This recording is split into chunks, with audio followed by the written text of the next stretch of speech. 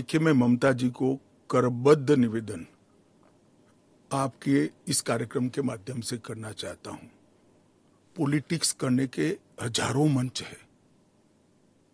Please Bangladesh से आए हुए बंगाली हिंदुओं का हित मत करिए। आप खुद बंगाली हैं। बांग्लादेश से जो बंगाली हिंदू आए हैं, इनको नागरिकता देने के लिए एक कानून है।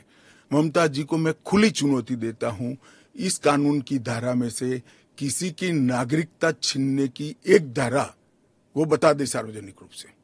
वो खौफ पैदा कर रही है, हिंदू और मुसलमानों के बीच में विखवाद कराना चाहती है, अपनी वोट बैंक का कंसोलिडेशन करना चाहती है।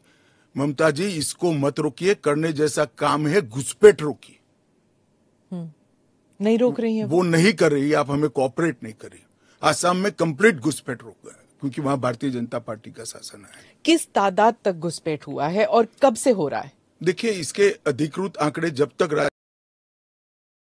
कोऑपरेट न करे, ढूंढना बहुत दिक्कत होती है, क्योंकि कलेक्टर के हाथ में पूरा मसनरी और डिटेंशन कैंप की बात, मगर वो दिन दूर नहीं है जी, वो दिन दूर नहीं है कि वहां पर भी भारतीय जनता पार्टी की सरकार आएगी और हम इसको कड़ाई से रोकेंगे। इसीलिए तो आपको चाणक्य कहते हैं पॉलिटिक्स। नहीं, मैं मानता हूं कि अगर इसी प्रकार की पॉलिटिक्स आप करेंगे, इतने महत्वपूर्ण राष्ट्रीय सुरक्षा के मुद्दे के साथ अपीसमेंट की पॉलिटिक्स कर घुसपैठ होने देंगे, जो शरणार्थी आए हैं उनको नागरिकता देने का विरोध करेंगे, तो जनता आपके साथ नहीं रहेगी।